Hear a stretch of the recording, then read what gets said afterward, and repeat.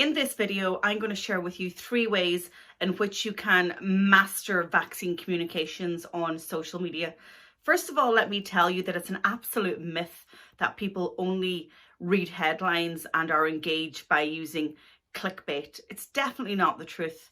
A report from Reuters in conjunction with Oxford University proved in 2020 that Facebook and other social media platforms are becoming a mainstream source of news for social media users. It always gets me a little bit frustrated and annoyed when I hear politicians and public figures talking about 16 to 24-year-olds and social media in the one sentence, and that is the extent of their understanding that social media is for younger people because they don't read newspapers, they don't listen to radio, and they don't watch TV. These are all broad, sweeping statements that in fact do not match up with the statistics. And if you've listened to some of my YouTube videos before, you will understand that I say do not bring an opinion to a data party.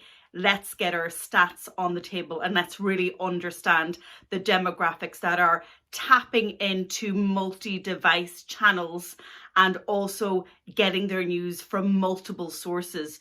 But perhaps they are following a couple of professionals and subject matter experts that they trust, and they're following them around the various digital news and social platforms. So, number 1, get your story straight.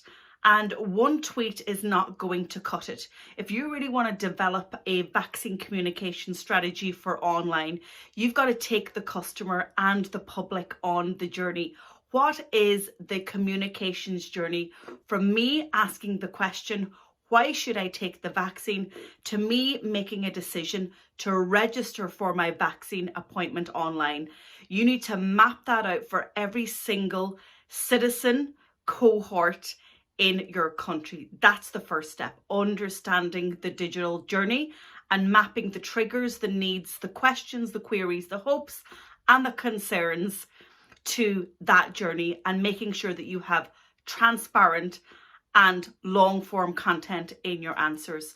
Number 2, you also have to create content for a multi-platform and an omni-channel world.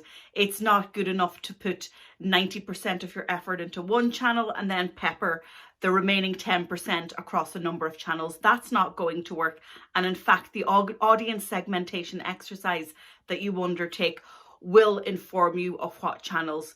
Let's not forget about device. Mobile is king, but we also must think about desktop, tablet, and also in-app communications. Number 3, look at the data, understand where the gaps are, understand where there are still share of social voice issues where you're not commanding it, where perhaps the bad actors and the anti-vax movement are controlling the narrative or the conversation online. The data will inform you at every step of the way.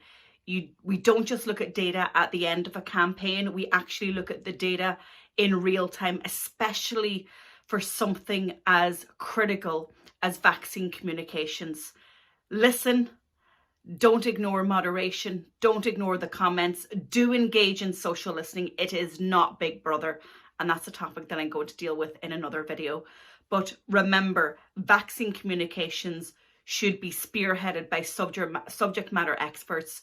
The public should see a little bit of them in the storytelling and also in the content that you're creating.